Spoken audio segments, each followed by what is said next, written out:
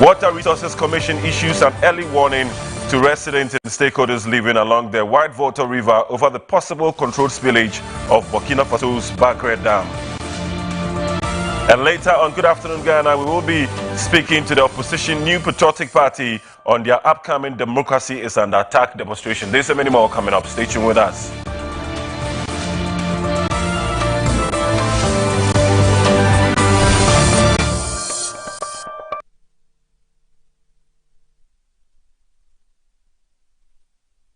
Welcome back, and these are the stories for the afternoon. Latest report by the Ghana Statistical Service revealed that bribery in the public sector in Ghana rose sharply in the second half of 2025, with nearly 7 in 10 citizens reporting that public officials demanded extra payment. Government statistician Dr. Alassane Idrisu, speaking at the Governance Series event organized by the 3 Reports and the GSS on Tuesday, August 4th, 2025, said the findings showed conditions worsened over the last 6 months of 2025, even though the country's overall performance for the year improved compared to 2024. Let's take a listen.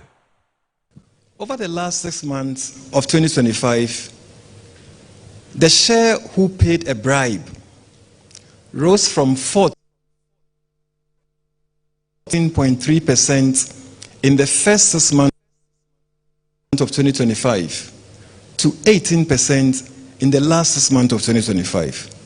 That is about 1 in 6 paid a bribe to public official.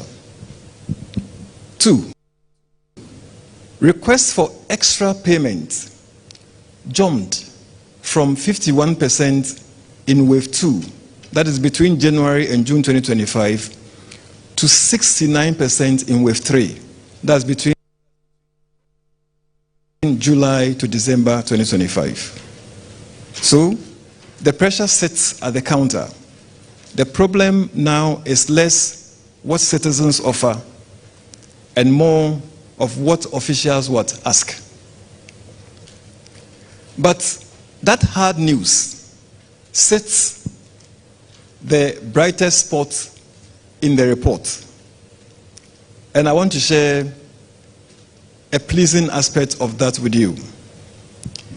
The share paying 5 or more times declined drastically from 24% in wave 2, which is from January to June 2025, to just under 4% in wave 3, which is July to December 2025.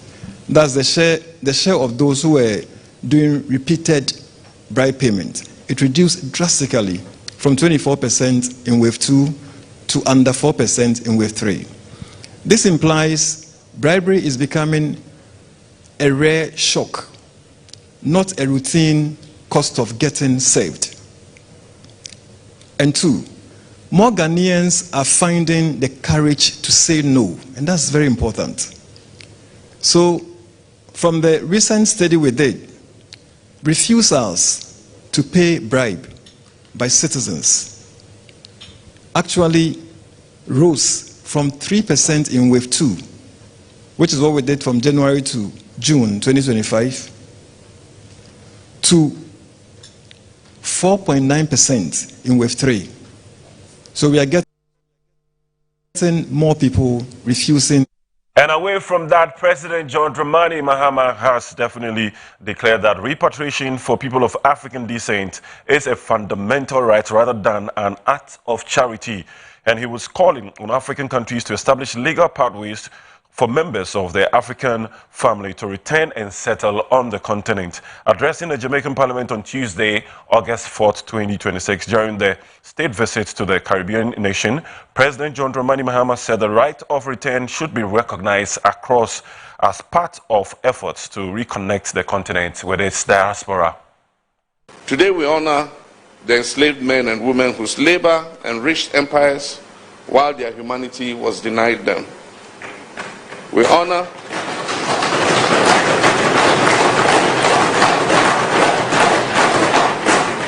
those who resisted injustice. We honor those who fought for emancipation, self-determination, and national liberation. And we honor the generations whose sacrifice secured the freedoms that we enjoy today. Their courage reminds us that freedom is never given on a silver platter. It is earned through sacrifice. It is sustained by vigilance and is strengthened by unity. As we honor our shared past, we must also confront it with honesty and courage. History cannot be changed, but it can be acknowledged. And only by acknowledging historical truth can we build a future that is founded on reconciliation, justice, and mutual respect. As was recently reaffirmed at the United Nations General Assembly, the transatlantic slave trade and the racialized chattel enslavement of Africans was the gravest crime committed against humanity.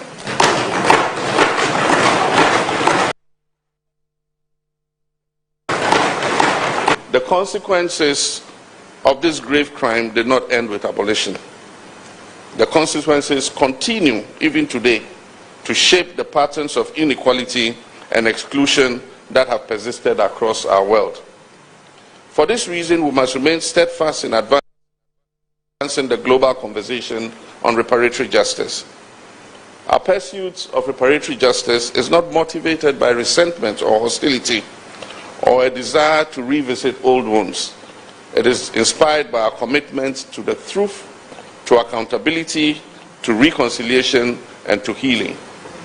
It seeks recognition of historical wrongs, acknowledgement of their enduring consequences, and a collective determination to build a more just and equitable global order. In this regard, permit me to express Ghana's profound appreciation to the government and people of Jamaica for your unwavering support to Ghana's initiative at the United Nations, which culminated in the adoption of Resolution ARES/80/250, and for your invaluable contribution to the Accra Next Steps Conference on Reparatory Justice.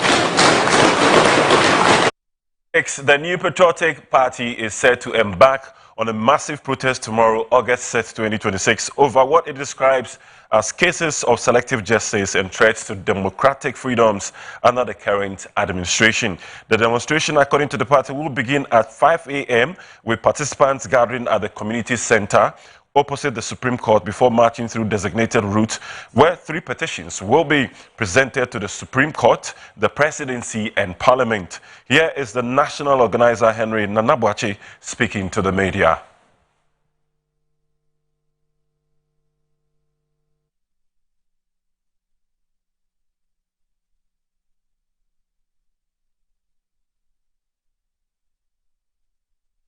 All right, so we're going to be bringing you that story later, so keep on with us. That story is definitely going to come to you. And our next story,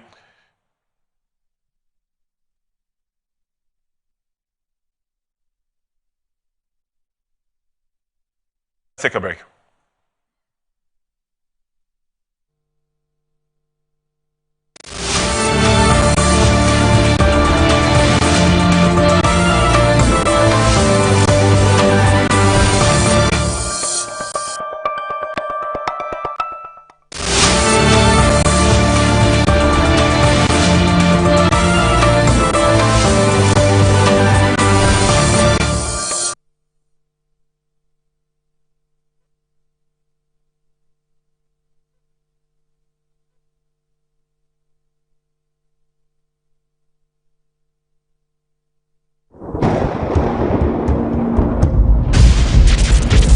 The pulse of a nation, rising, unshaken.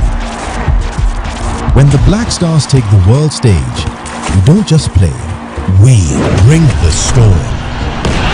Fuel the dream. Support the Black Stars. Storm Energy Drink. Make your mark.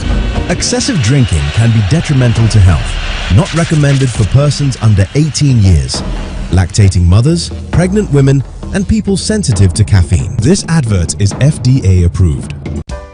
In my line of work, a confident smile is everything. Kel Charcoal toothpaste keeps me on top of my game and ensures my smile is always radiant and bright. With the tiring nature of my job, we spend several hours under the scorching sun.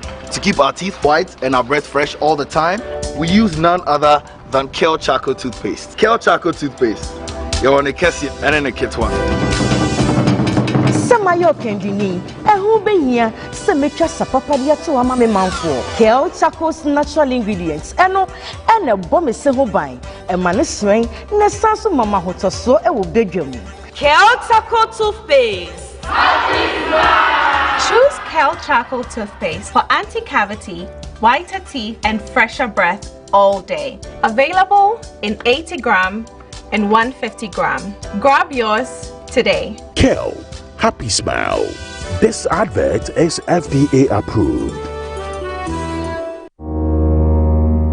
Finding my dream apartment in just 2 days was a breeze with 7terragh.com. Looking for your next home, the perfect piece of land, or the best commercial property for your business? Are you worried about sending money home for property and finding nothing when you return? Well, worry no more. 7terragh.com is just a platform to find prime lands, perfect properties, or vibrant real estate development at the click of a button. 7terragh.com is your go-to property listing platform that allows you to register, list, rent, buy or sell, and connect with correct agents. With our AI-powered smart search, personalized dashboards, verified agent connection, and interactive property maps, all your property needs have been made easier. Check us out on 7terragh.com or contact us on 0302-998-246 or 0561 032 252.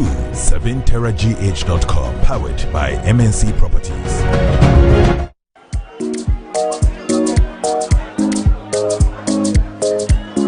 Madam, I'm looking for Abena. Abena, there's someone looking for you.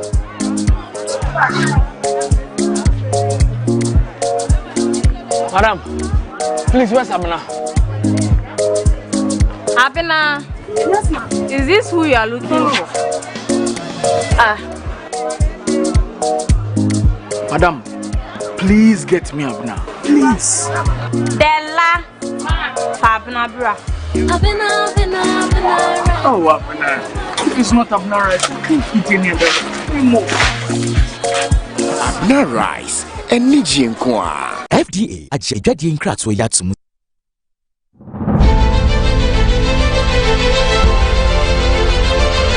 Metro TV, Original TV, Original FM, and Metro Digital, under the auspices of the Office of the Chief of Staff, proudly present the Clean Conference 2026 under the theme Assessing Ghana's Progress Towards UN SDGs Agenda 2030. SDG 6, Clean Water and Sanitation, SDG 7, Clean Energy, and SDG 12, Responsible Consumption and Production. Friday, 21st August 2026, 9 a.m. at the City Conference Hall, University of Ghana, Legon, Accra. With just 4 years to achieve the UN SDGs 2030, how far has Ghana come? The answers begin with one national conversation, the Metro and Original Sanitation Conference, with the Chief of Staff, Honorable Julius Debra. The Clean Conference, bringing together government, development partners, traditional authorities, industry players, academia, civil society, young people, and all Ghanaians.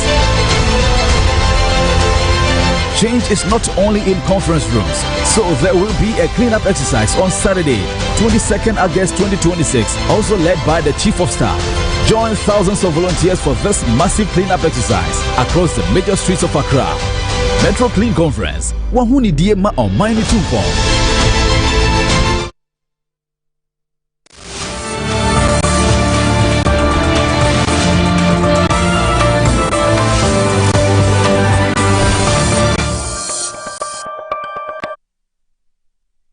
Welcome back to the afternoon news, and kindly pardon us for the technical challenge we encountered a few moments ago. We are back with the afternoon news, and the Ghana National Association of Private Schools, NAPS, is demanding an urgent audit and reconciliation of the newly released 2026 Basic Education Certificate Examination results. The association claims the provisional grades released by the West African Examination Council, WAEC, was riddled with severe administrative and collation errors.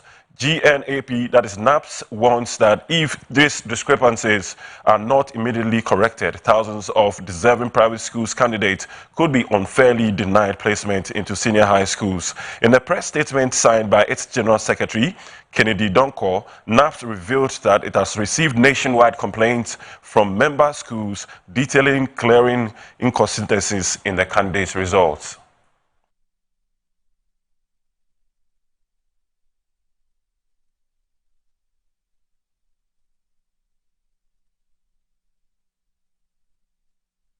And still on education, students of Akuma Kora MA Basic Schools in the Karachi East District of the Oti region have appealed to the government to provide a befitting classroom block and other basic educational facilities to promote quality teaching and learning for pupils at the lower and upper primary levels, as well as students in the junior high school. The students are currently studying in a dilapidated mud structure where teaching is taking place under difficult conditions. Our reporter Gibala Sempa has more on this. Akuma Kora MA Basic School, the only school serving lower primary, upper primary and junior high school students in the community, was initially established by the community in a temporary mud pavilion to provide access to education for their children before it was later absorbed by the Ghana Education Service. Since its establishment, the school has continued to operate from the same aging structure. The deteriorating pavilion, which now accommodates lower and upper primary pupils, as well as junior high school students, is no longer suitable for teaching and learning. In addition, the school lacks adequate furniture, writing boards, textbooks, and learning materials. Some of the students who spoke to our regional correspondent, Gabriel Asempa, said lessons are always interrupted whenever it rains or there are signs of rainfall, forcing both teachers and students to end classes early.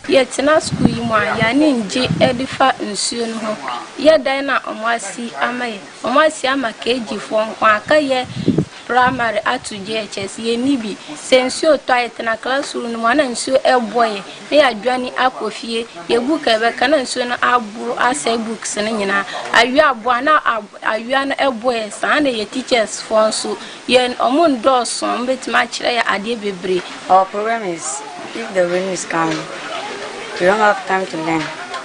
We run away to go home, so we don't feel, so we need to help us.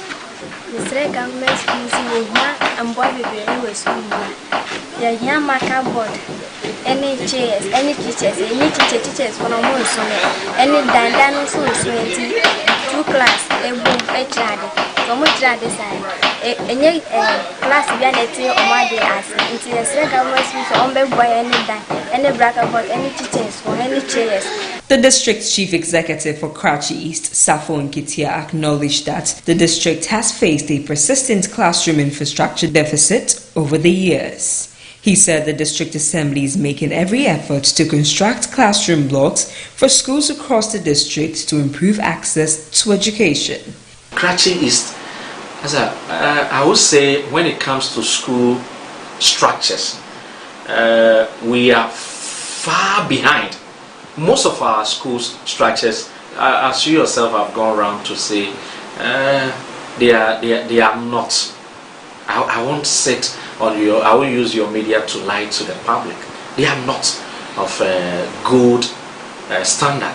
He added they have to contend with domestic and wild animals, prompting their appeal for urgent government intervention.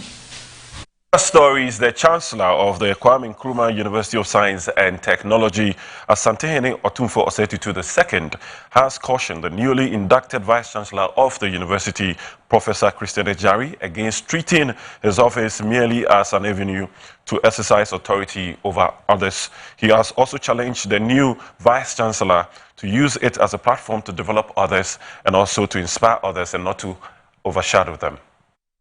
Santehene Otumfuo Osei Tutu II, who is the Chancellor of Kwame Nkrumah University of Science and Technology in Kumasi, was speaking at the investiture of the new Vice Chancellor of the university over the weekend. The investiture ceremony brought together government officials, members of the University Council, traditional leaders, diplomats, alumni, staff, students, among other distinguished guests. The Santehene Otumfuo Osei Tutu II urged the new Vice Chancellor to lead the university through consultation, unity and service. Professor, today you assume a position that countless distinguished men and women have held before you. Among our people we say, to which, where there are elders, one does not lose the way. You are fortunate that many distinguished former Vice Chancellors, Professor J.S.K. Ayim, Professor K.K. Adakwa, Professor Dorio Ellis, Professor Kwesi Ubri-Danso, and Professor Richard Dixon remain with us today. Draw upon their wisdom. Institutions endure because each generation learns from those who came before. You inherit more than an office. You inherit a heritage painstakingly built over 75 years by visionary leaders. Representing President John Dramani Mahama, Chief of Staff Dr. Julius Debra challenged the university to turn research and academic knowledge into practical solutions, businesses and jobs. For generations, this university has produced men and women who have designed our roads, our buildings, strengthened our health system, advanced agriculture, built businesses, shaped public policy, and carried Ghana's name into the world. Let this university become the place where Ghanaian problems meet Ghanaian intelligence. Let it be the place where a student's idea can grow into an enterprise, employing thousands of people, where research conducted in Kumasi improves lives across Ghana and the world. In his acceptance speech, Professor Christian Ejari outlined his vision to strengthen KNUST's position as a globally recognized center of excellence by promoting innovation, entrepreneurship, impactful research, and transformative teaching in support of Ghana's industrial and socio-economic development. The collective goal is to position KNUST as a forward-looking institution of higher learning that harnesses its intellectual capital, alumni network, and strategic partnership to drive impactful research, innovation, and transformative teaching. My mission is to pursue eminence in research, innovation, teaching, and institutional stewardship. Professor Christian Ejari, who was the former provost of the College of Health Sciences, is the 13th Chancellor of the KNUST, succeeding Rita Akosua-Dixon.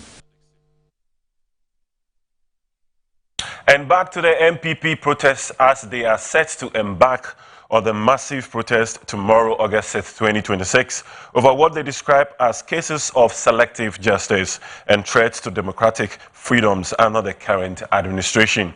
We actually spoke to the national organizer, Henry Nana Boache. He spoke to the media.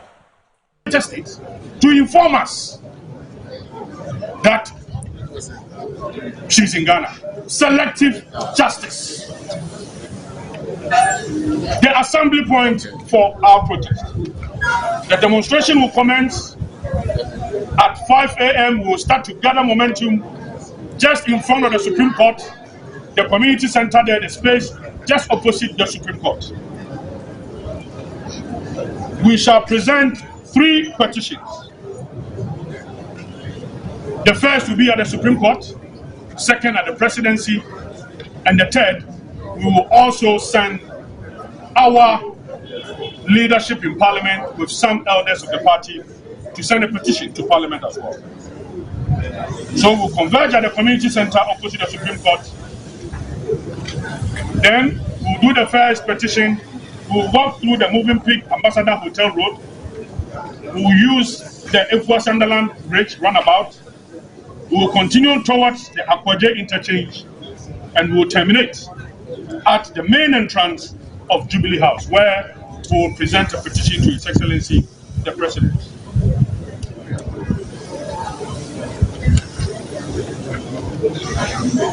The New Patriotic Party expresses profound appreciation to our numerous partners, especially you, the media, and some civil society organizations, other political parties, youth movement, and patriotic Ghanaians. We expect a massive turnout. We are fighting for the survival, the spirit, and the soul of our democracy. Your participation underscores an important national truth. The defense of our democracy is not partisan responsibility. It is a constitutional obligation shared by every citizen. Consistent with the Public Order Act, the Ghana Police has been duly notified of this demonstration. We have had meetings with them. We have agreed on the route, and they are fully aware. They have assured us they are going to provide adequate security. And this is to those who intend to foment trouble. We are being told that some people will be sponsored to come and cause problems, to foment trouble, to cause mayhem. You will be arrested and you will face the law. And we are ready for such persons.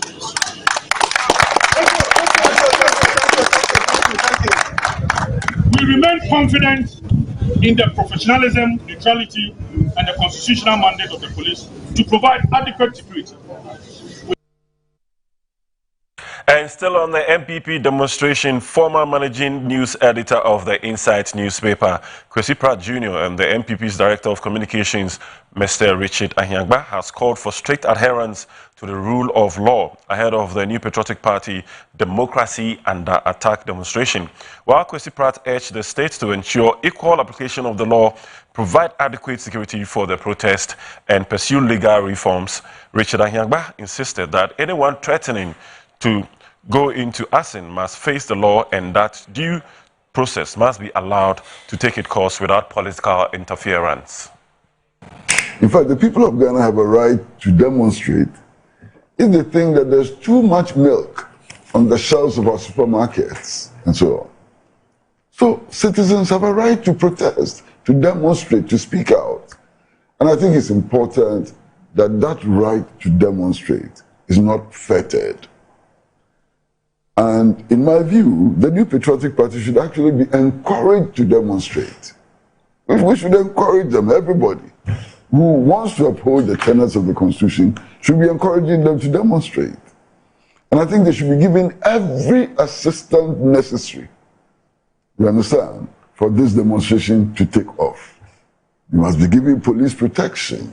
You must be given everything that the state has to provide in order to ensure that this demonstration, takes off and there's no incident. Perhaps at the end of the day tomorrow, we would have proven one thing, that in this country, the Constitution can still be respected. We're talking about a party that won election on the back of oral, okay, that they're recovering all loot and all of that.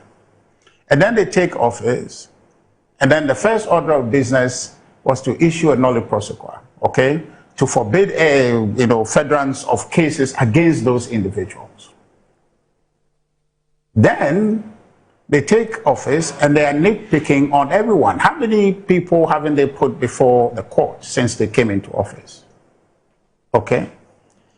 What is the state of that? The manner in which they went about it, abusing people's rights, arresting people, giving them very prohibitive bail conditions and all of that.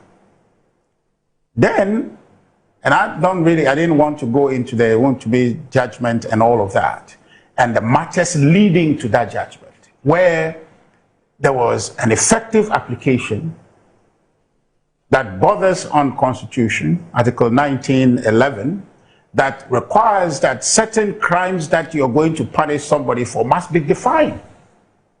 And in Wuntumi's case, the crime specifically is not defined. Have you ever wondered where your old car parts or iron sheets end up after discarding them?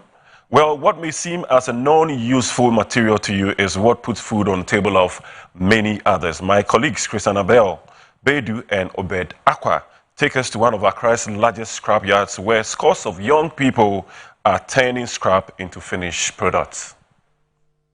This is one of Accra's largest scrap yards located in the Ablekuma South constituency. These young men are busy doing what they do best, filing and cutting damaged parts of vehicles and other electrical appliances. These parts are then used to make other products like coal pots and iron rods. According to these scrap dealers, the value depends on the type, quality and prevailing market prices.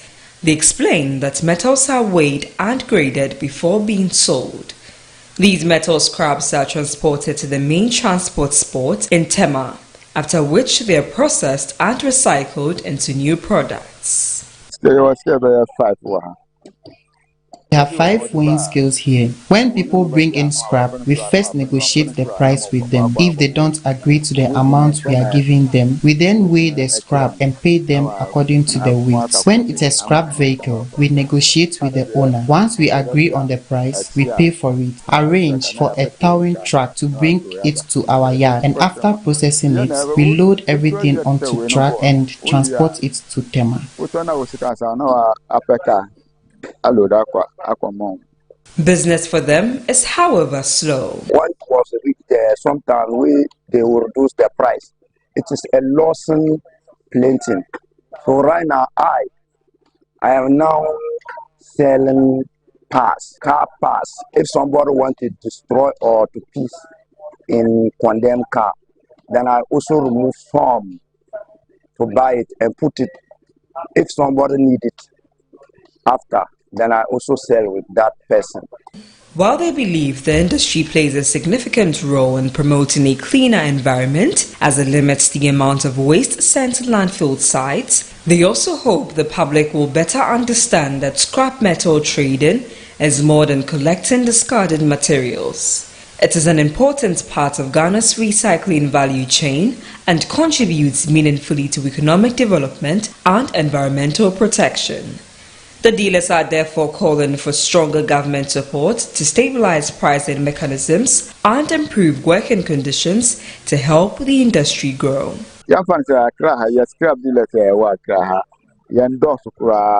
More than 700. There are about 700 scrap dealers in Accra. We are appealing to the government to support our industry because we contribute a lot to the country's economy. The scrap we collect is recycled into products such as iron rods, coal pots, and other building materials. Our work also benefits neighboring countries, so with the right support, the industry can do even more.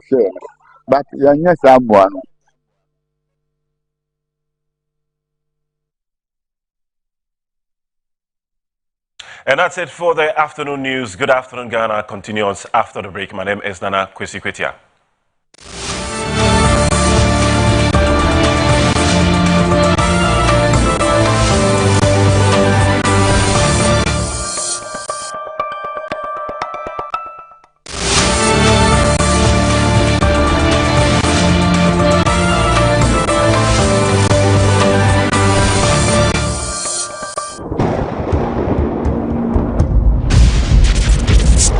Pulse of a nation, rising, unshaken. When the Black Stars take the world stage, we don't just play, we bring the storm. Fuel the dream. Support the Black Stars. Storm Energy Drink. Make your mark. Excessive drinking can be detrimental to health. Not recommended for persons under 18 years, lactating mothers, pregnant women, and people sensitive to caffeine. This advert is FDA approved. In my line of work, a confident smile is everything. Kel Chaco toothpaste keeps me on top of my game and ensures my smile is always radiant and bright. With the tiring nature of my job, we spend several hours under the scorching sun. To keep our teeth white and our breath fresh all the time, we use none other than Kel Chaco toothpaste. Kel Chaco toothpaste. You're on a Kessie and in a kit one. Samayo Kendini, who be here, Semetra Sapapia to Amame Manfo, Kel Chaco's natural ingredients, and a bomb is so by a man's rain, Nesansu Mama Hoto, so it will be you. Kel Chaco toothpaste. Choose Kel Chaco toothpaste for anti-cavity, whiter teeth, and fresher breath all day. Available in 80 gram and 150 gram. Grab yours today. Kel, happy smile. This advert is FDA approved. Finding my dream apartment in just 2 days was a breeze with 7terragh.com. Looking for your next home, the perfect piece of land, or the best commercial property for your business? Are you worried about sending money home for property and finding nothing when you return? Well, worry no more. 7terragh.com is just a platform to find prime lands, perfect properties, or vibrant real estate development at the click of a button. 7terragh.com is your go-to property listing platform that allows you to register, list, rent, buy or sell, and connect with correct agents. With our AI-powered smart search, personalized dashboards, verified agent connection, and interactive property maps, all your property needs have been made easier. Check us out on 7terragh.com or contact us on 0302-998-246 or 0561 032 252. 7terragh.com, powered by MNC Properties.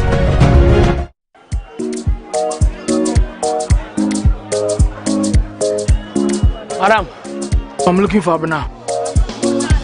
Abena, there's someone looking for you.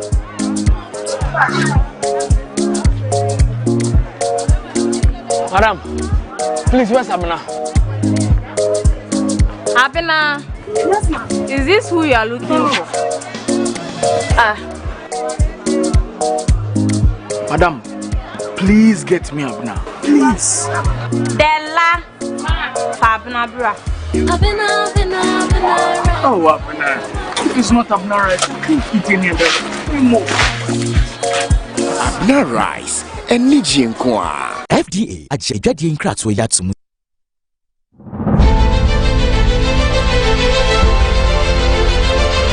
Metro TV, Original TV, Original FM, and Metro Digital, under the auspices of the Office of the Chief of Staff, proudly present the Clean Conference 2026 under the theme Assessing Ghana's Progress Towards UN SDGs Agenda 2030. SDG 6, Clean Water and Sanitation, SDG 7, Clean Energy, and SDG 12, Responsible Consumption and Production. Friday, 21st August 2026, 9 a.m. at the City Conference Hall, University of Ghana, Legon, Accra. With just 4 years to achieve the UN SDGs 2030, how far has Ghana come? The answers begin with one national conversation, the Metro and Original Sanitation Conference, with the Chief of Staff, Honorable Julius Debra. The Clean Conference, bringing together government, development partners, traditional authorities, industry players, academia, civil society, young people, and all Ghanaians.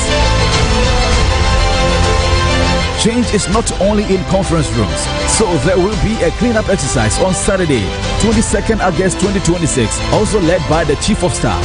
Join thousands of volunteers for this massive cleanup exercise across the major streets of Accra. Metro Clean Conference, Wahuni Diema on Maini Tumpo.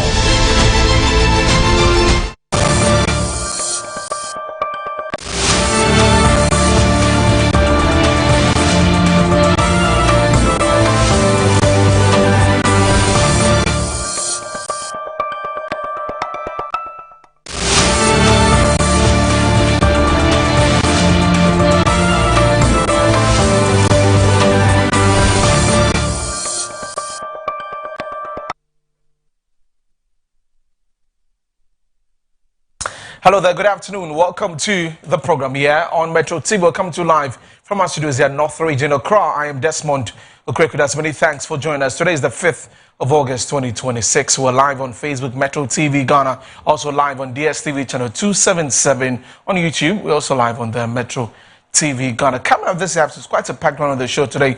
We'll be taking a look at what's happening with the HIV data in the country. The Ghana AIDS Commission held a meeting with the media yesterday, so a sort of training for the media and the reportage of such issues regarding HIV. But we'll get into other details in terms of the data, in terms of all the other things we need to know about it.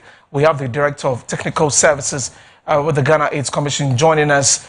So we talk about that later. We'll get into the quarters of the NPP. Remember that tomorrow is the 6th of August, and the party says they will be hosting or embarking on a demonstration. We'll get to talk about that on the show today and get to understand for them what really is this about. More so when people say that tomorrow being the 6th of August is when we are remembering, a year ago what happened with all of those gallant men who fell during that helicopter crash that happened.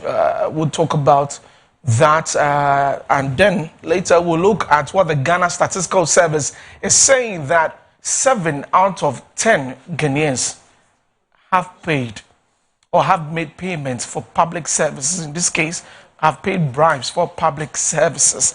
We'll get to engage the Deputy Director of the Ghana Statistical Service here on the show. So these and many more we're bringing to you right here on the program. So stay with us till the very end at 2 p.m. when we wrap up. So we'll begin with our conversation with the Ghana AIDS Commission. The Director of Technical Services is here with me. Dr. Fred Nana Poku joins me here. So we get to understand the data. We get to understand what the Commission is doing. We know that the conversations about some of the test kits and all of that. We'll talk about that. So Dr. Fred Nana Poku is here. Welcome to the program. Thank you so much for joining us here. Thank you too. On the program. My first question, as we're talking about off air, is about the AIDS Commission, the work that has been done over the period. And anytime you release, data regarding the numbers we're seeing, a lot of times people are asking, how do you come by these numbers? Really, if today you'd be able to share with me how you come by those numbers. And then we'll look at some of the things that you've released in this part. For the Greater Accra region, there's a table that you put together. And since we're in Greater Accra, I'll talk about that. And then we'll get into all the other issues. Right. So share with us how you get the data for your work. Right. So the data is generated by the Ghana AIDS Commission and partners using a system or a modeling system. Like surveys that you go counting 1, 1, 1, 1. We can do that for the HIV data. But we have a robust system which is designed by the UNAIDS, and it is used globally by all countries. This is what we call the estimates and projections. So what happens is that it is a modeling system that has inputs into the system, and the system, like a machine, literally, churns out the information and then gives us the output. So one of the things I can say that we put into this system is service data, programmatic data. You can't use service data alone because it has its own challenges about its quality, double counting and all that. So we put into this system the service data. For example, number of people on ART from the facilities. These are raw ground state data. We put into the system demographic data, population data from the Ghana Statistical Services. We put into this system research data, HIV Sentinel survey data, which is gathered from antenatal clinics. People attending the antenatal clinics, those who test positive, those who are negative. So all this and many more are put into this system. And then country files are produced. And then it generates the various categories of data that we churn out. So we use a very robust system in generating this data. It is done by what we have a country team for the estimates. And then we have the external support from UNH, who are based in Geneva. So they bring out all the requirements, all the systems that are needed, and then they also verify and accept before it comes out. And then when it comes out, at the national level, we have the Research, Monitoring and Evaluation Technical Working Group. research, monitoring, and evaluation, what we call, of the GAC. Okay. At the board level. So they also certifies the data. Okay. Before we come to announce the data. Okay. So it's a very robust. It's a very robust. I can see that with all hands on deck to be able to get the data. Now, the new data, as you was released by the commission, says that HIV infections have declined. But first off, what's the number looking now in terms of people who are infected with HIV? The data says that we have about 337,000. 337,000 people. 435 people living with HIV in the country as at the end of 2025. 337,435 people living with HIV. Right. Wow. And then we had over 13,951 people newly infected with HIV. New cases. 13,951. Yes. So that's what between 2024 and 2025. Yes. New infections. From January 2025 to December 2025. Wow. 13,000 people. Yes. Wow. So what's happening with the new infections? Because the education has been going on for a very long time. Even with us, we've had a lot of conversations with all the other stakeholders, on that.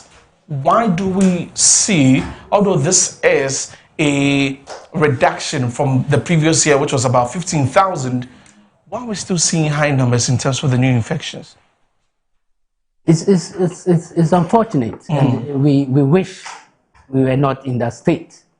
But people are, to be frank, 80% of new infections is worrying. It's due to sexual activity. Okay. 80%. 80%. 80%. 8 out of every 10 of the infections, the new infections, are due to sexual activities. Okay. So sexual activity is ongoing, is high. Unfortunately, people are not protecting themselves. So, and HIV, as I said in our earlier discussions, does not come out immediately you get it. You can live with the virus in your blood or in your system for 5 years, 10 years, without showing any signs or symptoms. Okay? So the only way to know that you have the virus in your system is by testing. And people are not testing. As a test. How regular should one be testing? Once a year. Once a year. If it's based also on your sexual activity and how risk-taking behaviors you adopt. Generally once a year, or if your risk level is high, you are involved in a lot of sexual activity, injecting drug use, should be every 6 months. Okay. I know there are conversations about the usage of condoms and all of that. The usage of condoms. And so every year when we see all of that happening, that the infections are on a high, people not using the condoms. People are not. When you look at the demographic survey, the 2022 report that shows, it shows that people are engaging in risky sexual behaviors, but the use of condom has rather decreased from about 50% to 22% in men. A similar situation arises in the female population. That's a huge reduction from 50 to 22. Risky behaviors and the use of condoms has rather gone down.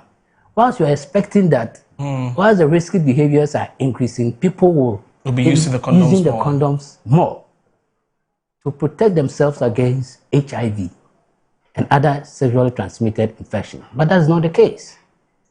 So that is one key reason why we're having the high numbers of new infections. In your work as Director of Technical Services, what are some of the things that you hear in terms of the myths that people have about HIV and AIDS? You know, that hampers the progress that you want to see in terms of the reduction in the infections, the usage of the condoms and all of that?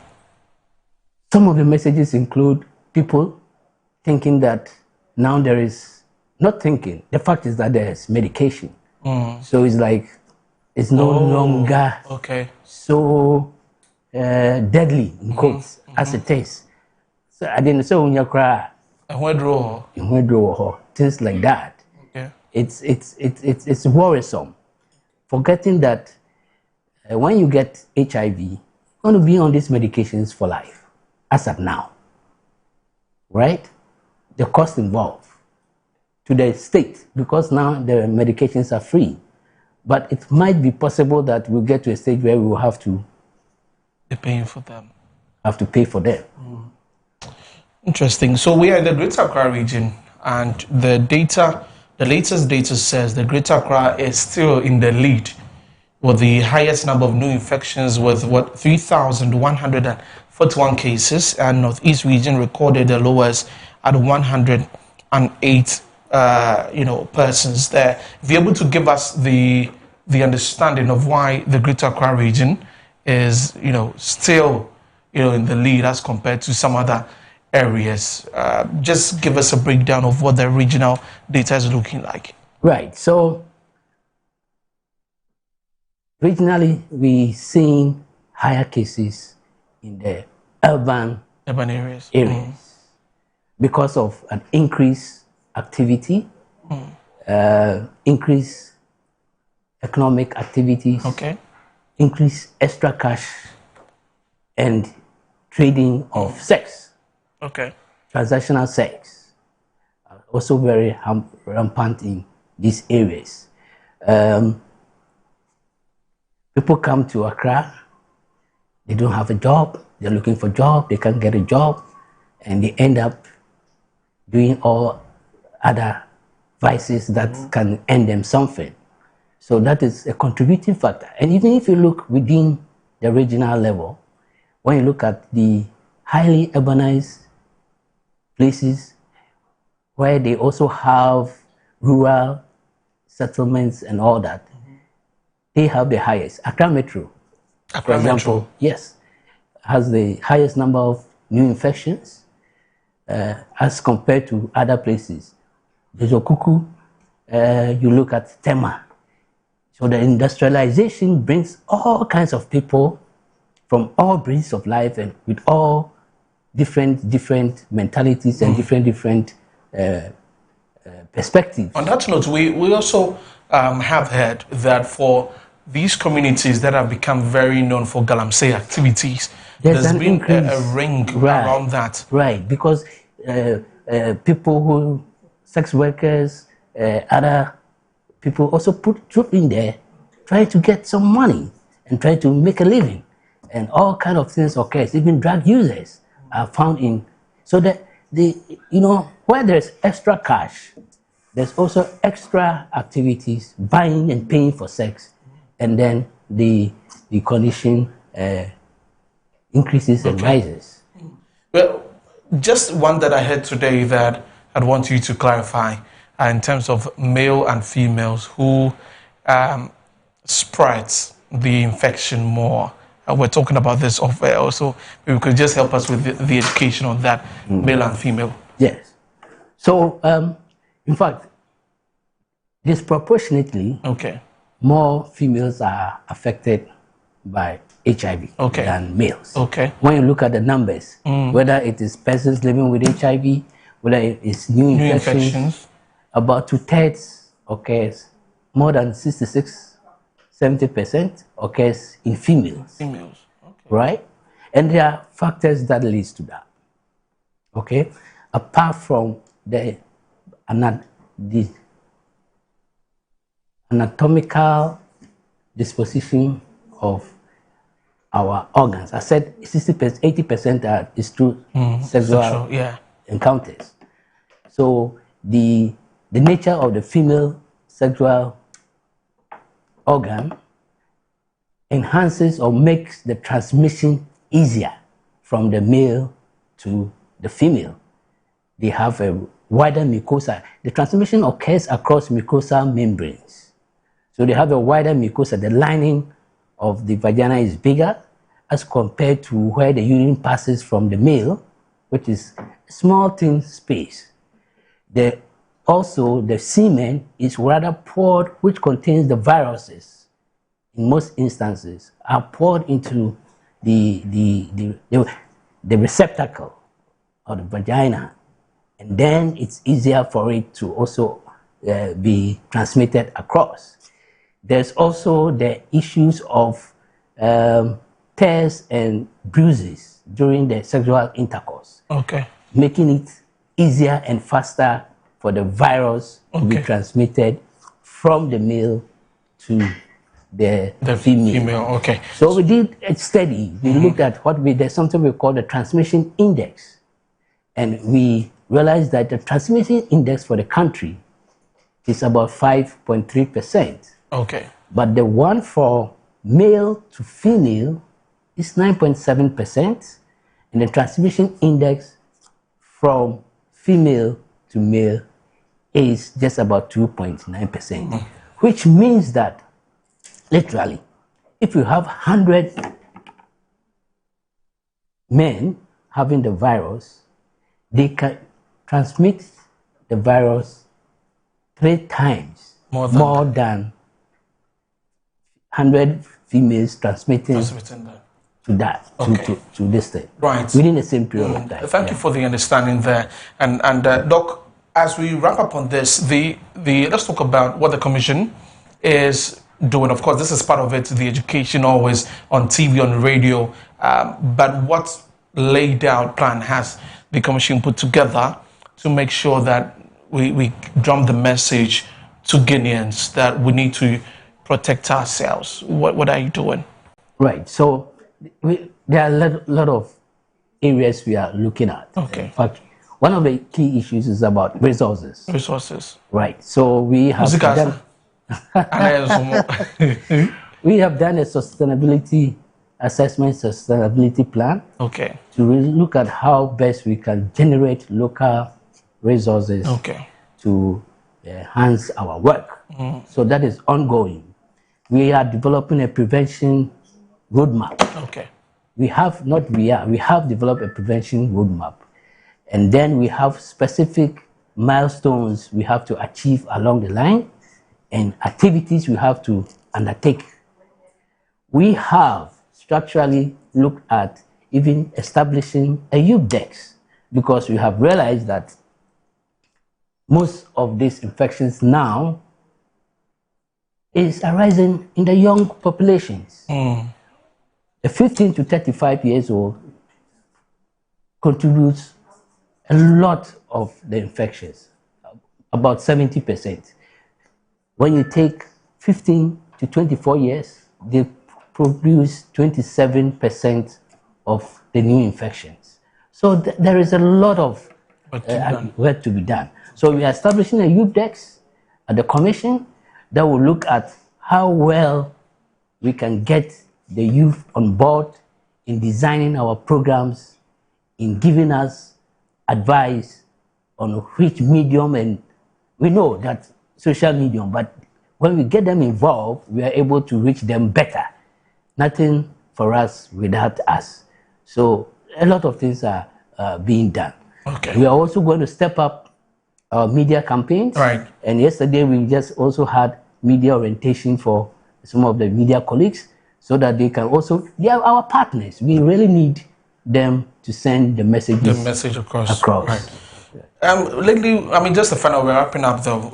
We've not been seeing a lot of the campaigns on TV, on radio, the adverts. As we're growing up, remember some of the videos we used to see on TV. What's happening? Yes, what's Love happening? Life What's and happening all with that? Yes, yes, it's occurring, but also we're looking at it in a different way, Okay.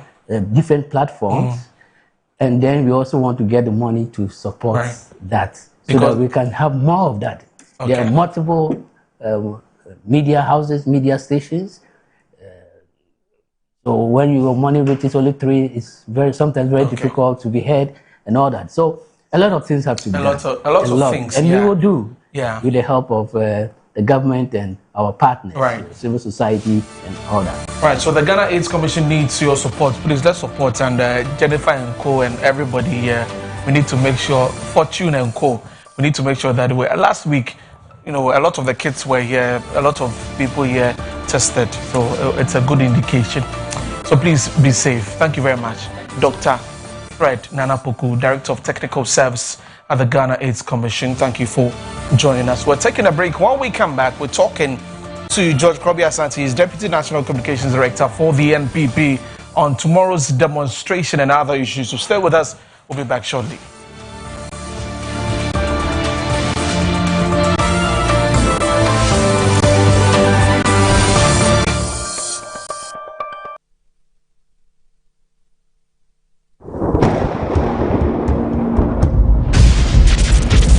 The pulse of a nation, rising, unshaken. When the Black Stars take the world stage, we don't just play, we bring the storm. Fuel the dream. Support the Black Stars. Storm Energy Drink. Make your mark. Excessive drinking can be detrimental to health. Not recommended for persons under 18 years, lactating mothers, pregnant women, and people sensitive to caffeine. This advert is FDA approved. Mommy, good morning. Good morning, my son. How are you? I'm fine, thank you, Mom. How about you? I'm fine. Joe, I just saw your mom doing her usual morning routine. Like, it was just 2 weeks she underwent a major colon surgery. Bro, see, my mom is doing perfectly fine, and we're all excited about it. It was minimally invasive surgery, and the recovery has been very fast. Minimally? Hey! No, wait. What do you mean by that? So they offered my mom a laparoscopic colon surgery. Laparoscopic colon surgery, which we accepted. It turned out it was equally safe with a very fast recovery time, and the cost involved too was very, very reasonable. She was discharged 3 days after the surgery, and you can see her, she's on her feet again. 3 days? Just 3 days, bro. Mean Tuber Hospital, first Ghana colorectal center, aimed to serve a peculiar health need.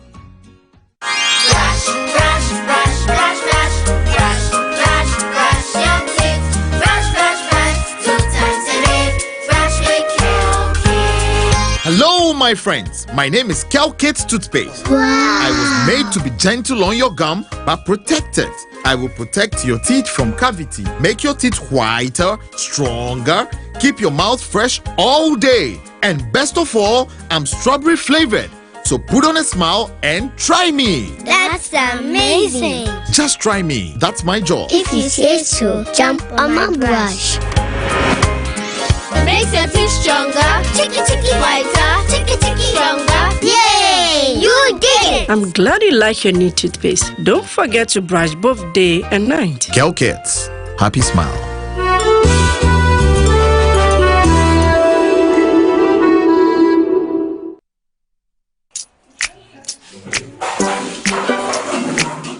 Today's class is going to be an exciting one. Now, who can share an unforgettable moment in their life? Okay, Asempa. I'd like to talk about my first time.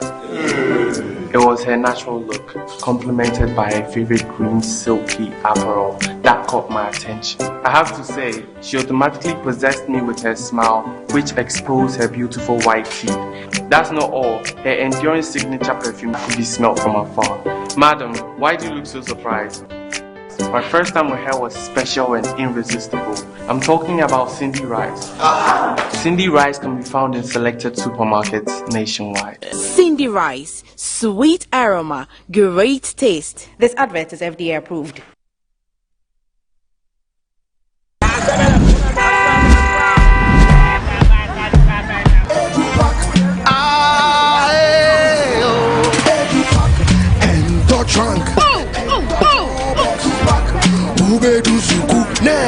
This is the old way. Let me show you a new and a better way. Educa.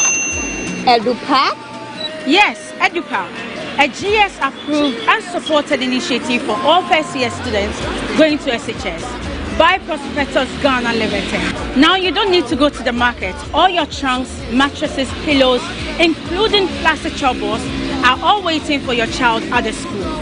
Note, all our wooden chalkboards are being changed to plastic ones to avoid bedbugs. You can also register by dialing *713*821# following the prompts, or you can visit www.edupakgh.com and tap register. You can also register at any ADB branch near you at a very affordable price. EduPak, approved and supported by G.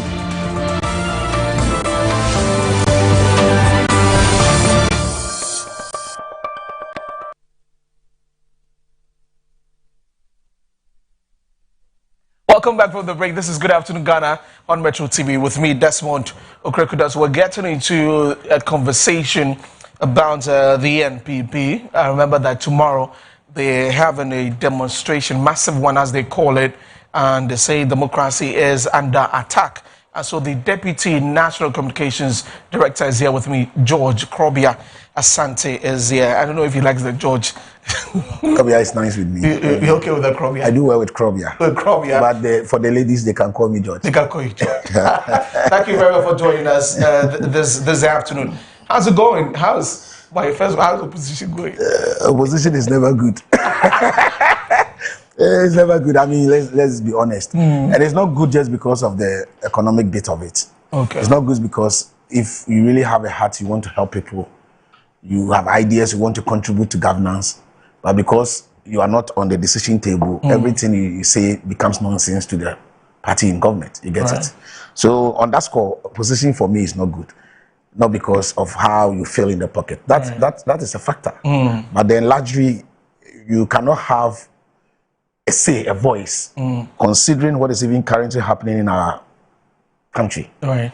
Once you are in opposition, you are not even part of the country. Yeah, but we'll say there's a different law for you. There was a time for you. There was a time for you also where you were able to show whatever that you had in mind in terms of ideas. That I can understand, but then the truth of the matter is that when you consider when MPP were in office, a lot of people criticize the government because those criticisms shape the government one way or the other. Right. You get it? I remember under President Kufuor, there was a time President Kufuor invited all other political parties to a conference at Abri, Kediase, just to solicit for their views and what have you. I mean, that is the way we shape nations. That's how best you can develop a country. But under the current dispensation, once you are in opposition, you are even careful, you are scared when you open your mouth and you want to say anything to government. So, I mean, that makes it bad. Other than that, we are all Ghanaians, whether government or in power, in opposition, you should be able to do well as a Ghanaian. You should be able to go about your normal business as a Ghanaian. But today, that is not what is happening. Well, you have two different Ghana. That's why I don't know whether you belong to the Ghana in government or Ghana in opposition. Which one do you belong to? Ghana on TV. Ghana on TV, yes. Anyway, yeah. You know, so, but they say that when you're in opposition, that's where you have all the brilliant ideas, sort of. But when you're in government, it becomes, what happens with that? You know, for someone who's been in there and been out, what is it that in opposition you can think about the best ideas to help Ghanaians, but in government, is there pressure? Is there, you know, looking at other things that at the time you didn't see it from that angle? From a multi-party democracy. Right. Let me answer the question by saying that when you are in government, there are a number of decisions you make. And as human as you are, you will not get all your decisions right. Okay. So you go back and you sit to reflect, and you're able to say, oh, I wish I could have done it this way. Right? But being in opposition should not deny you the opportunity to contribute to nation building. And that is the problem here. That is how come when a party is not in government, it becomes so irrelevant, so to speak, in our dispensation. But ideally, I mean, in a multi-party democracy, it takes a responsible opposition to contribute. You are a government in waiting. In fact, our MPP is the biggest opposition party in Ghana now. There's a government in waiting. So for any policy that the government churn out, it is the responsibility of the MPP to give it a benchmark. That is how it's supposed to be. And I mean, it's also sometimes good for you to go back, sit and reflect. Then you can appreciate, evaluate yourself and know where you fell short and where you did well. So that given the opportunity again, you can actually make a lot of amends. Okay. And then move on. The NDC says it will take a long while before you come back. So your government in waiting will be waiting for a while. In fact, such conversation actually serves as a motivation for me. Okay. As a director of communications or deputy national communication director, when I hear the NDC people make such remarks, it serves as a motivation. And I want to encourage all MPP members watching me that they must also see those commentaries as motivation. For one reason, when we won power in 2016, and let me also put on record, in Ghana here, no presidential candidate has ever in the history of this country won power with over 6.7 million votes. It is only Akufo-Addo. Nana Addo Dankwa Akufo-Addo is the only person in this country that won power with 6.7 million. Of all the noise the NDC have been making, President Mahama won with a little over 6.4 million. True or false? So the point I'm making is that the NDC should stop overestimating their strength. When we won power in 2016, we said several things. We thought we were collapsing the NDC. Nobody ever thought, if any prophet had mentioned that His Excellency the President would ever have opportunity to govern this country again, nobody would have believed him. But today he's the president again. So such commentaries, such remarks, for me, based on history, it motivates me. Okay. It motivates me. And it happens so when the government of the day is making mistakes. When we are assuming in power, you think you are the only wise person in Ghana. Now, those things the NDC criticized strongly when they were in opposition, they are justifying them. Okay. True or false? So if you are an opposition person, that should serve as a motivation enough for you to work hard. Okay. Of course, they say Dr. Bawumia can never be a president. They did say to Akufo-Addo. Oh, Nana Addo can never, there's a curse on Nana Addo. Akufo-Addo he's a short man, he can never be a president. He's a warmonger. Akufo-Addo became the president, and in the history of this country, he was a president that actually implemented the biggest social intervention policy program for this republic. Okay. So it's fine. I mean, they can say whatever they want to say. But you believe that they are, what's the word? I don't want to say it's an illusion to them, but you believe that they should go on and do what I mean, as a party, also do yours as a party. All we need to do is to unite our rank and file. Okay. Focus on the ultimate objective. Learn from our mistakes. Be guided by our commentaries in the public domain. Because from where I sit, a lot of Ghanaians were not happy about some of the commentaries we ran. Okay. And here I'm not apportioning blame to anybody. But it is important as a party we do a retrospective analysis of ourselves, get to know where we didn't act well, and learn from our mistakes. So is that why you're on the neck of this government that every time something happens, you're organizing a press conference, you're saying this, you are saying, now you say what? Democracy is under attack. Now that's what is the role of a party in opposition? A government in waiting. We are to benchmark the government. In fact, Dr. Mahamudu Bawumia as our flag bearer, unfortunately for us, we did not change the flag bearer. He made some promises, he made some campaign policies in 2024 when he was campaigning.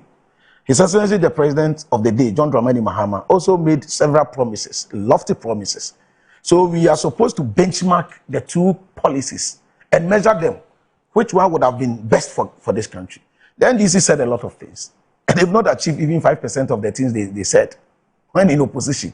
And today, what do we see? They are even trying to shut everybody's mouth. In the absence of the things they promise the people and they cannot do, now what they are trying to do is that they don't even want the people to have a voice.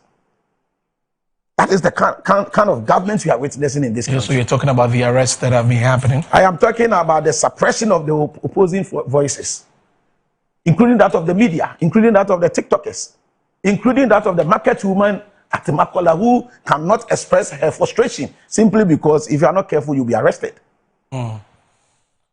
This issue with the TikTokers, I know it's and that of opposing views and some of the moves that we see, that is why tomorrow you want to embark on this massive exercise. I'm sure by now you've been asked the question, I mean, is it an issue of morality or the bit of the law?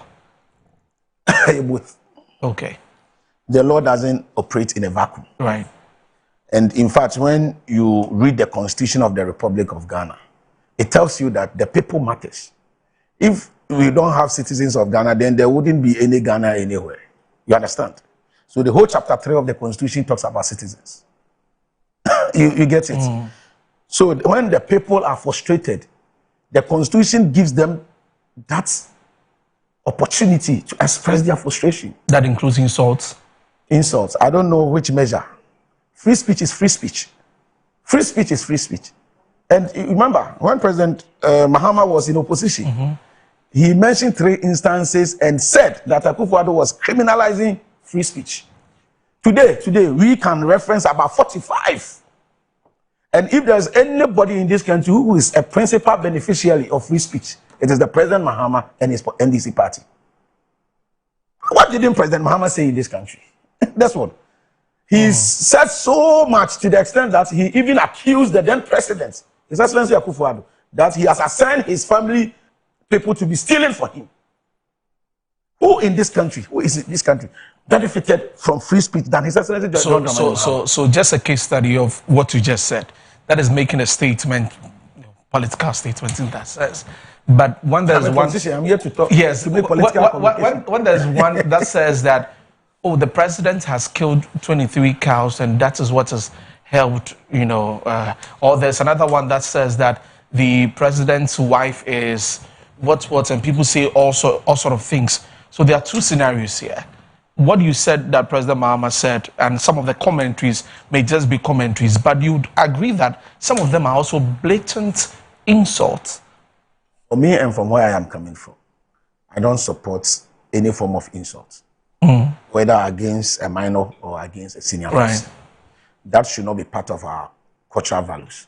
And as Africans, we have cultural values. We have things we uphold, we have things we don't do.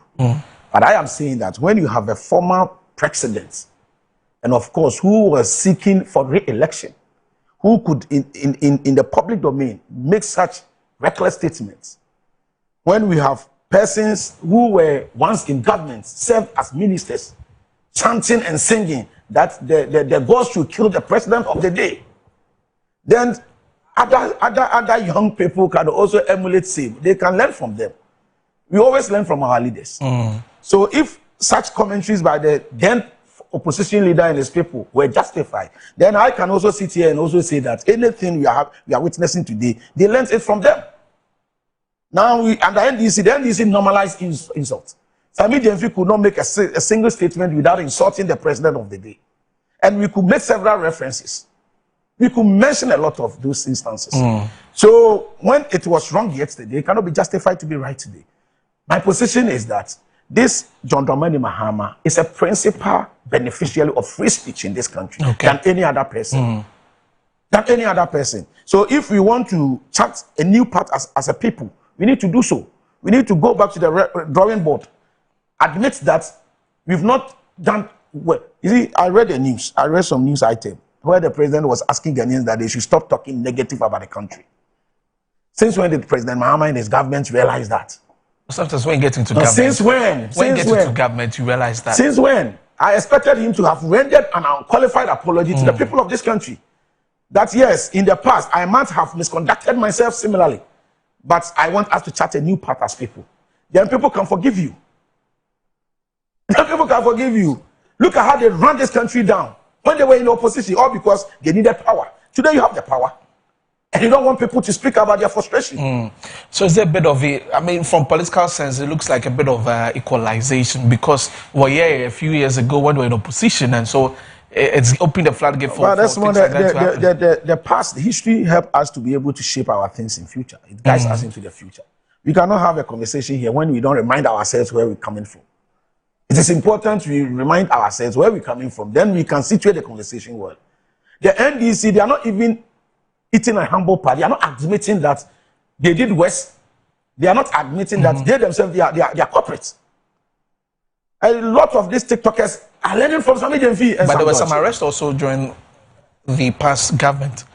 What were the causes? Not some of these. And are you even interested in discussing the past government? If the past government did anything right, why did the Ghanaian people voted against us? Okay. Okay. They voted against us because they were not happy with us. Just a quick one before we get into the demonstration tomorrow with the details and what you're doing. The conversation about your flag bearer, almost always with the TikTokers, standing in support of them or inviting them over, people say that that's emboldening them to speak, to continue to do what they're doing. Why is that happening?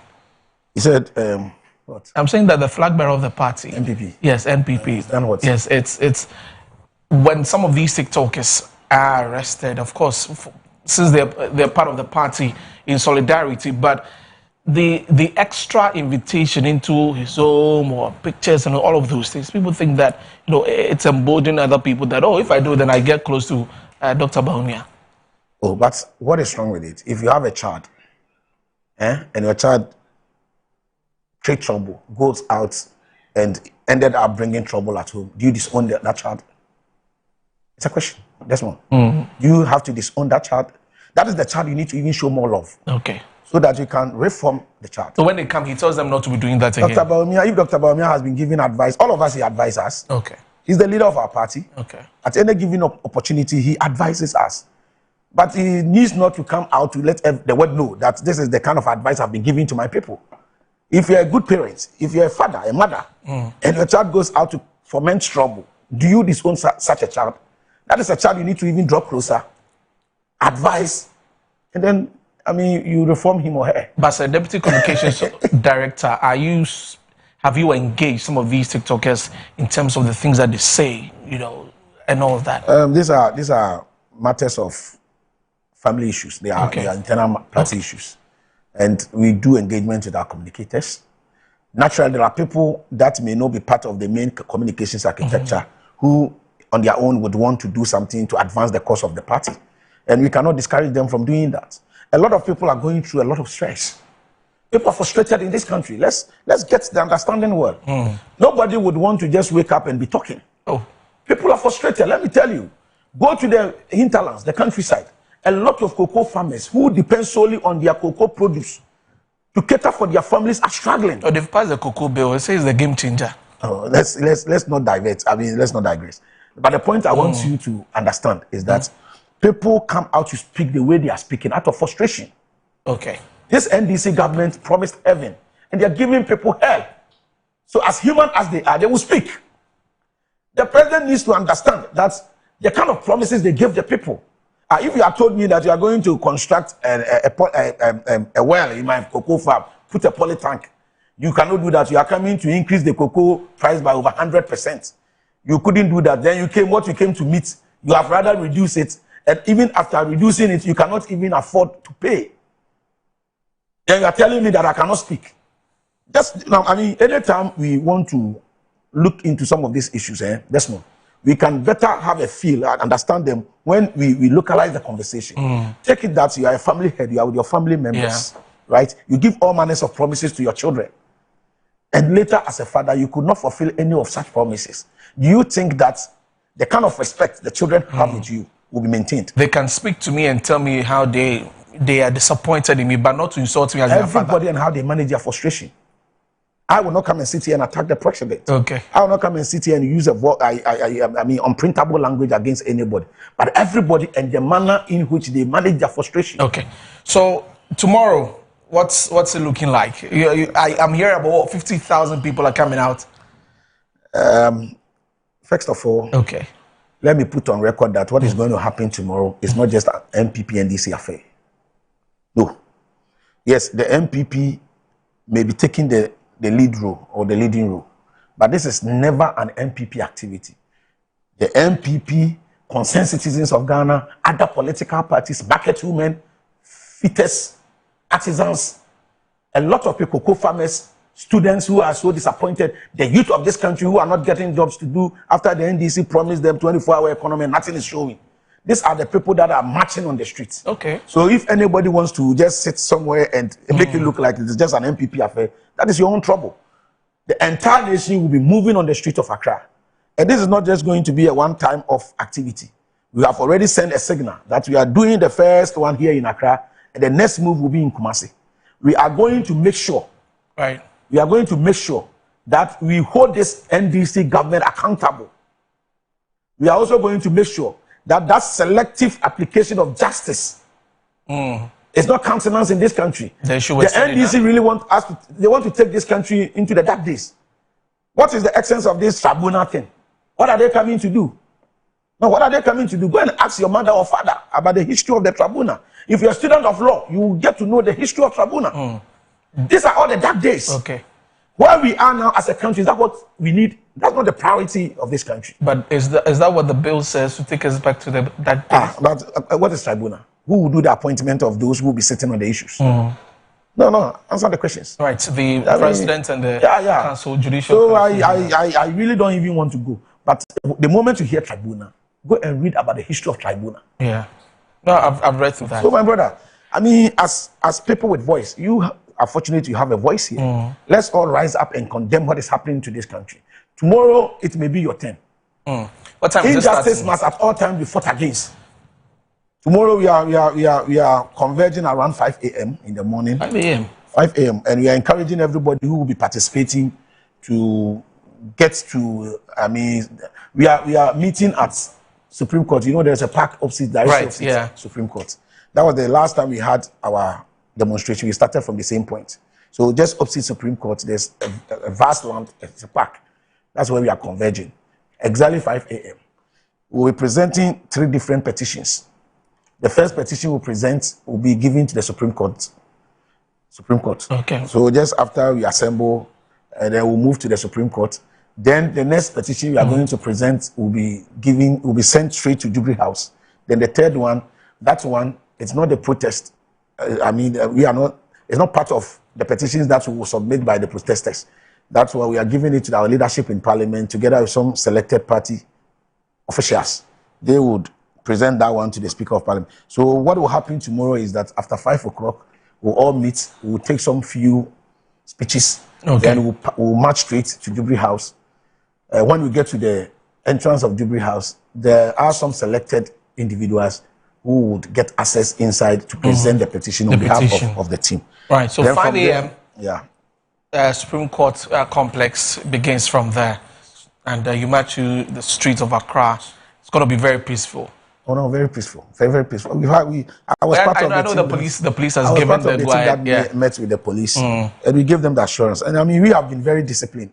Okay. Have you ever witnessed our demonstration where we I'm just asking. It's going to be a peaceful march. Okay. Unless somebody, and by the time we finish this interview, I think I need to send a word of caution. We are also picking intelligence that some people want to come and mess with us just to come and foment trouble. We know them. We know what they are planning. And when we met the police, we mentioned that to them. That if you are not part of us and you are thinking that you can come and wear MPP t-shirts and join us and pretend to be part of us, we'll fish you out. But do you know everybody? Oh no, but we'll fish you out. We know the people we've invited. Okay. We know the people we've invited. We have to wrap up. But a quick one on Dennis. Have you spoken to him? Marcus? Yeah. Oh, he's fine. He's fine.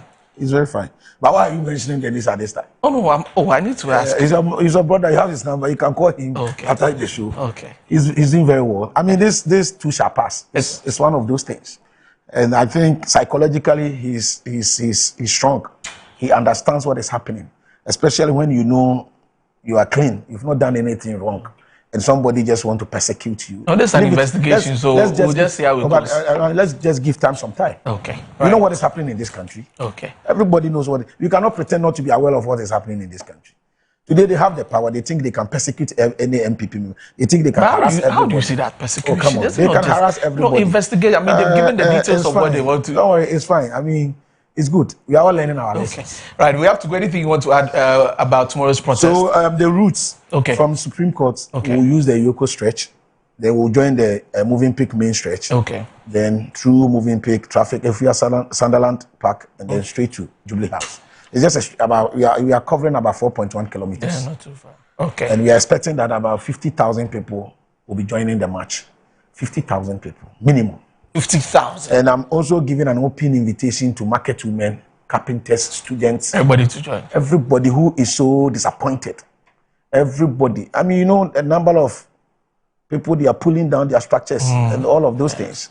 People are not happy in this country. But that has to be done. The TikTokers and all of them. Even Metro TV, they're inviting you and your people. Our people be there I can see from your face you are not happy. Our people will be there to cover. Our people will be there to cover. You yourself should come and join the parade. But tomorrow is 1 year, anniversary of the people that were lost on the 6th of August last year in that helicopter crash. Couldn't you have just postponed this one another day? I asked a simple Tomorrow is question. Thursday, so Friday would have been okay. Yesterday, I asked somebody a question, and let me put it in tree.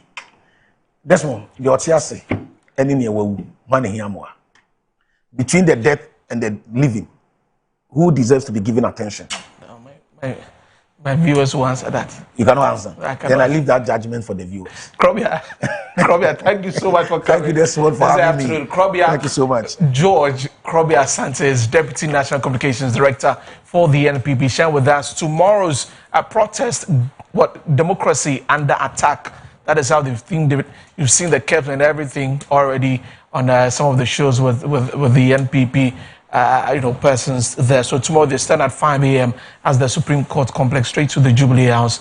And this is in protest of what they say is democracy under attack in Ghana. So let's listen to the press conference that was held earlier by the NPP regarding this. And we have a next conversation and we're getting into the education sector. The assembly point for our protest. The demonstration will commence at 5 a.m. We will start to gather momentum just in front of the Supreme Court, the community center there, the space just opposite the Supreme Court. We shall present 3 petitions.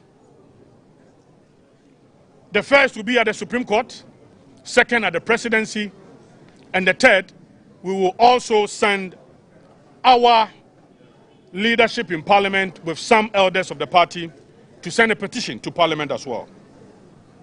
So we'll converge at the community center opposite the Supreme Court. Then we'll do the first petition. We'll walk through the Moving Peak Ambassador Hotel Road. We'll use the Efua Sunderland Ridge roundabout. We'll continue towards the Akwaje interchange and we'll terminate at the main entrance of Jubilee House, where we will present a petition to His Excellency, the President. Right. So we have another conversation here. We're talking to Eridon Jean Joseph. He's Communications and Partnership Manager, Ghana National Association of Private Schools. And they have released a statement. They are raising concerns about discrepancies in the 2026 BC results and are calling for urgent reconciliation and fair award of results. Joseph, thank you very much for joining us here. What's really your issue with this year's BC? Thank you very much. Good afternoon and good afternoon to all your viewers across the country. Indeed, the Ghana National Association of Private Schools, representing the parents of students in various private schools, and equally the students themselves, we are much engraved with the concerns of discrepancies from their BET results. The results coming from WAEC are supposed to be sacrosanct of any error. And we realize that there are some of our results that comes with, changing each and every time. For instance, the first instance, the person checks, it gives a different result. Then subsequently, they check and a different one altogether. An instance we stated in our press statement is a student who never registered for ever and never sat for that paper and rather registered for Asante-Twi. When the results came, she had 7 in Asante-Twi that she registered for. The ever that she hasn't registered for, she rather had 3 in that one. And so within a couple of time, then the results change again to normal one. Aside that, you check the general outcome of the results and we realize that they are not up to the standards and the capabilities of our students. And we feel that it's either an administrative problem at WAEC, a compilation or collation issue, or a technical issue that needs attention. I don't understand the second part of it, that what you said the results do not reflect. No, the last point you made. Yes, the results are not you check some students that you know so much of their strength, their capability. You compare all their academic records, and then you compare the results they had from WAEC, and it's appalling. Very bad. You don't think they were bad during the examination? Never. And I can show you a message. Right after the results were released, a JHS 3 student who just completed had the confidence of calling and texting to tell us how she thinks as a child. She's even that confident to tell you how she thinks the results she had are not even hers. And so there are glaring lines that we think that need consideration, and we expect WAEC to conduct, a serious audit into the results they release and revert whatever the discrepancies might be. The unfortunate thing is that while we are hoping there is a remedy to that, they are also doing the selection. And these same results that are not matching to their capability, that we believe they are not exact as they are supposed to get, are the same results that are guiding them, that are deciding for them as to which school to select. Okay. If you say widespread, your report says widespread, is there like a number to the number of calls you've received so that would know that it's not an isolated incident, you know? So the association is all over the country. We have regional leadership and even district leadership. When the concerns started coming from the students and the parents, we commissioned all our leadership across all levels to start compiling the cases. And they've compiled from every region across the country, almost every district. And as we speak, the leadership of the association is convening an emergency National Executive Committee meeting today. And by close of day tomorrow, our next action of what we expect from WAEC will be decided and communicated to the public accordingly. Okay, right. So you are asking that WAEC should do another assessment of the result that they've brought out? Internally, they should assess what they have actually released. Just like we stated that there are some that their results keep changing.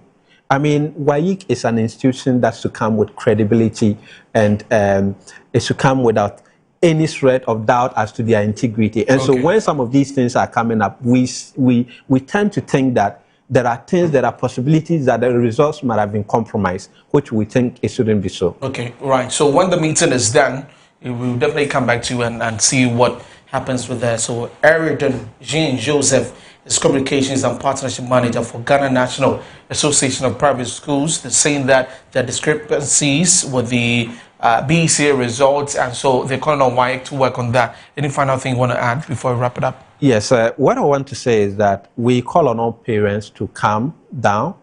We are asking students to remain resolute in their journey to advancing to senior high school. Whatever the results might be, the most important thing is that the Ghanaian populace know their capability. In our various churches, in our various communities, we see what they can do as compared to, children from other sector of their education. And so the Ghanaian people know what they can do. The results will not bring them down. We ask that they should go ahead and continue with the selection process. Parents will calm them down. There are parents who even send messages of their ward being sick for days just over this. And so we are asking them, they should stay calm. And we are equally asking and urging all private school members across the country. They should coordinate with the various leadership across the district and region to help us compile all the information and then present to the necessary authorities for resolution. Right. So thank you very much for your time here, Eridan Jean Joseph. There. So we're going to speak to the Deputy Government Statistician, Omar Seidu, is joining us on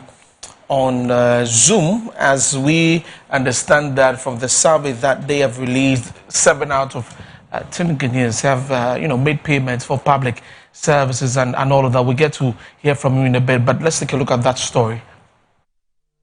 Over the last 6 months of 2025, the share who paid a bribe rose from 14.3% in the first 6 months of 2025 to 18% in the last 6 months of 2025. That is about 1 in 6 paid a bribe to public official. 2, requests for extra payment jumped from 51% in wave 2, that is between January and June 2025, to 69% in wave 3, that's between July to December 2025. So the pressure sits at the counter. The problem now is less what citizens offer and more of what officials ask. But that hard news sets the brightest spot in the report. And I want to share a pleasing aspect of that with you. The share paying 5 or more times declined drastically from 24% in wave 2, which is from January to June 2025, to just under 4% in wave 3, which is July to December 2025. That's the share of those who were doing repeated bribe payment. It reduced drastically from 24% in wave 2 to under 4% in wave 3. This implies bribery is becoming a rare shock, not a routine cost of getting saved. And 2, more Ghanaians are finding the courage to say no, and that's very important.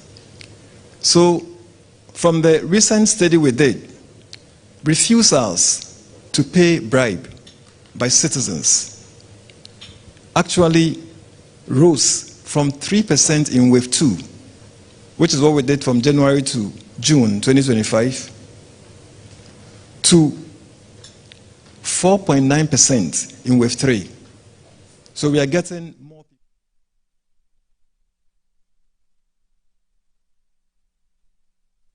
We head to Zoom now. We're speaking to Omar Saidu, who is Deputy Government Statistician.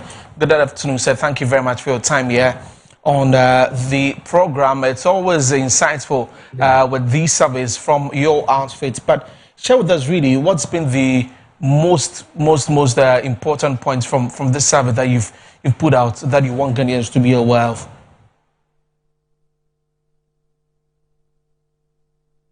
Thank you very much, and thank you for having me this afternoon.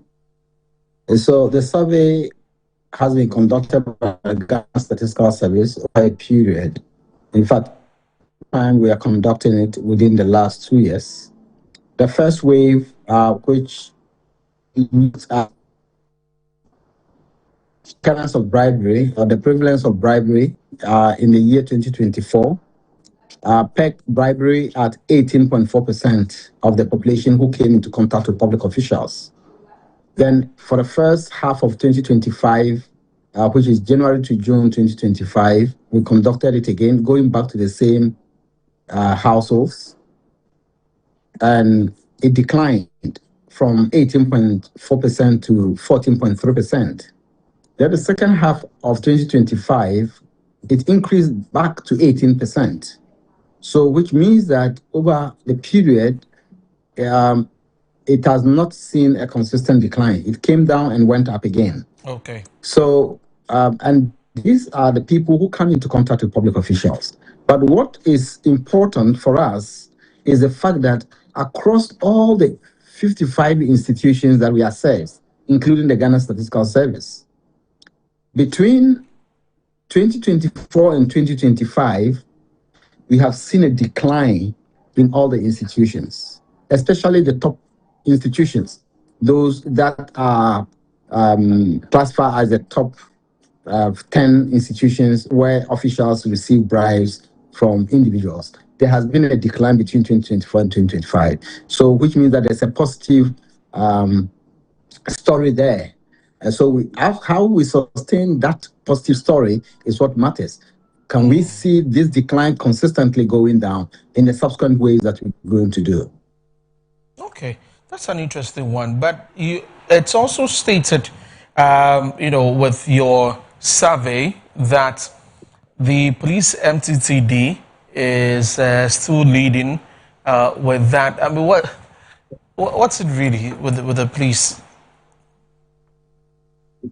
Well, you agree with me that the police is one of the institutions that interface with the public a lot, right? Especially motorists, and so thankfully, in the case of the police, we didn't just look at the police as one entity. Okay. We broke them down into 4 categories. The MTTD is one. CID is 2, the police general duties is 3, and then DOFSU. We realize that DOFSU do not appear anywhere among the first 20, which means that the issues of bribery with DOFSU is very low. But MTTD has been on the top, and understandably, from the engagement we have had with them, in some cases, you realize that officers on the road are those who fall foul of this. When motorists do the wrong thing, and then to some extent, that they demand or the motorists offer. But what is instructive in these findings is that 70% of the time, it is the officials who request for the bribe. Is not the citizens who are seeking the public service who offer it. And that is very important. Okay. So there's an ask for the extra payments or the bribe. Exactly. Yeah, and then the citizens also do that. Now, in all of this, we can go on this survey every year, would have you bring it out. What exactly should be done to curtail the issue as we have? Because it's very alarming that for public services, someone would want to hold on to something and unless work on it before, that is after you've paid, something which is not the official, amount. What really should be done about the situation? I think all the institutions have already started doing a lot to try to reduce the occurrence of bribery. Indeed, when we released the second wave in November 2025, the Chief of Staff requested GSS to make the presentation to the team at the Jubilee House, which we did. Following that, there been another engagement with all the institutions that have been identified where officials collect bribes. And so with that engagement, what happened is to get the institutions to appreciate what the findings are and try to identify the pathways or the particular channels that facilitate these kind of bribery and how they intend to deal with it. And that for me is the important part, because we are publishing this information to inform public discussion and to try to reduce the occurrence of bribery in the system, because citizens are entitled to services. And we believe that when you have to receive a service, to provide that service at the cost that has been determined officially, but not with any additional cost, because that additional cost will come to the household at a huge cost, because in some cases it will deny a child's food on the table. So we believe that the steps the office of the president has taken, especially the chief of staff office has taken, is greatly going to help reduce the occurrence. And to take it from the institutions themselves, many of the institutional heads indicated that they would want to digitalize their processes to ensure that it reduces the public interfacing with their officials. 2, they would want to publish all their official fees so that the public are aware that if I'm going to this office for this activity or this particular product, this is what I'm officially obliged to pay. And the event that someone asks you to pay something beyond that, you have the right to refuse and you have a desk to complain. Okay. And the institutions have taken it upon themselves to ensure that they investigate this and give feedback.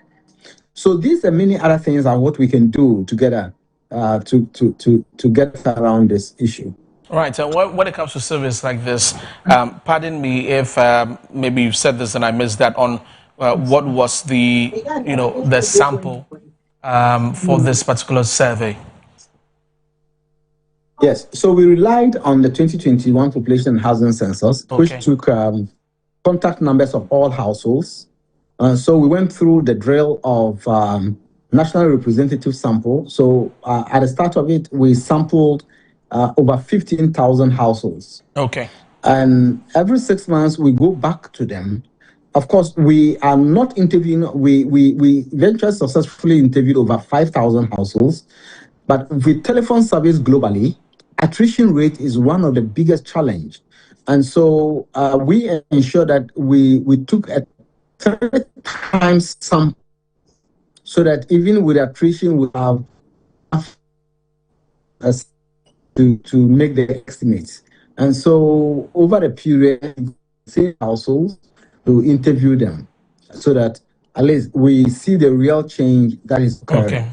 Okay, right. So the main thing I pick from this is there's a switch from people willingly offering bribes for services and has now turned into public servants asking for bribes to offer services to the public.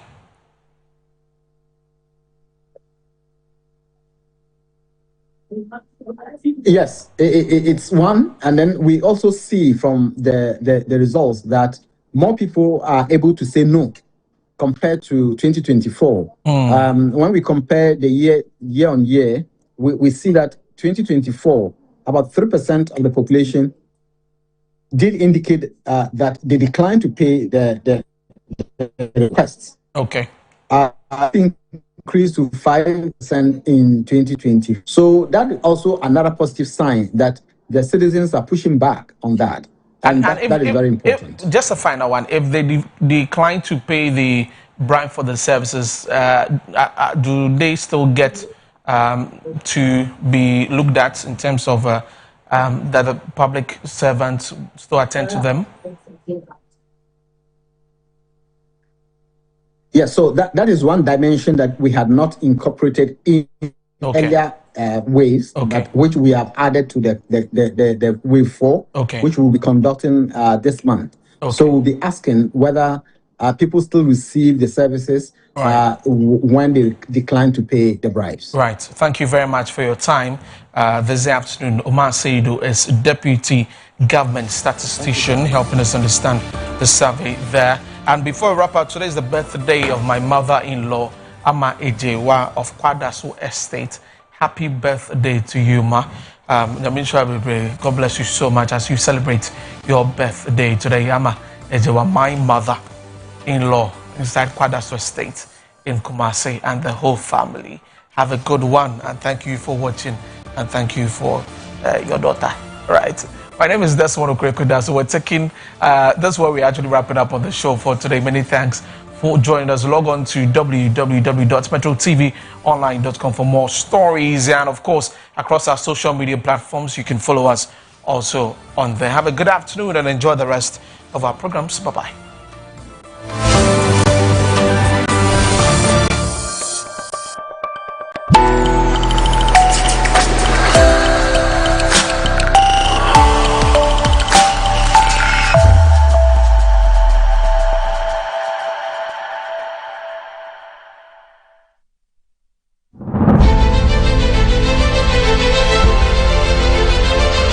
Metro TV, Original TV, Original FM, and Metro Digital, under the auspices of the Office of the Chief of Staff, proudly present the Clean Conference 2026 under the theme Assessing Ghana's Progress towards UN SDGs Agenda 2030.